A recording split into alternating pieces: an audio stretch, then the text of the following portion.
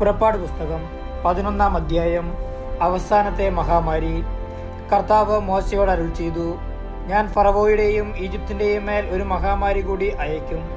അപ്പോൾ അവൻ നിങ്ങളെ പോകാൻ അനുവദിക്കും, അല്ല, നിങ്ങളെ ബഹിഷ്കരിക്കുക തന്നെ ചെയ്യും.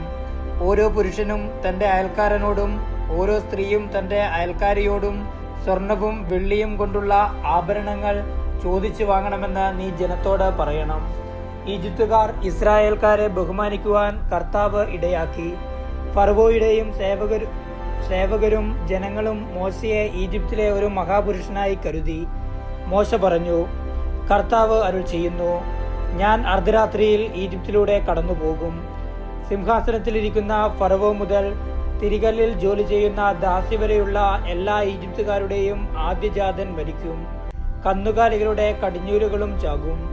ഇതുവരെ കേട്ടിട്ടില്ലാത്തതും ഇനി കേൾക്കാനിടയില്ലാത്തതുമായ ഒരു വലിയ നിലവിളി ഈജിപ്തിൽ നിന്നുയരും. എന്നാൽ ഇസ്രായേൽക്കാർക്കോ അവരുടെ മൃഗങ്ങൾക്കോ എതിരെ ഒരു പട്ടി പോലും ശബ്ദിക്കുകയില്ല.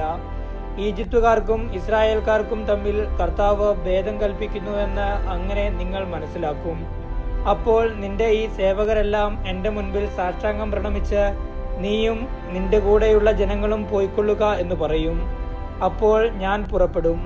മോശ ഉഗ്രകോപത്തോടെ ഫറവോയുടെ മുൻപിൽ നിന്ന് ഇറങ്ങിപ്പോയി. കർത്താവ് മോശയോട് അരുൾ ചെയ്തു, ഈജിപ്തിൽ എന്റെ അത്ഭുതങ്ങൾ വർദ്ധിക്കാനിടയാവും വിധം ഫറവോ നിങ്ങളുടെ വാക്ക് അവഗണിക്കും. മോശയും അഹ്റോനും ഫറവോയുടെ സന്നിധിയിൽ ഈ അത്ഭുതങ്ങളെല്ലാം പ്രവർത്തിച്ചു.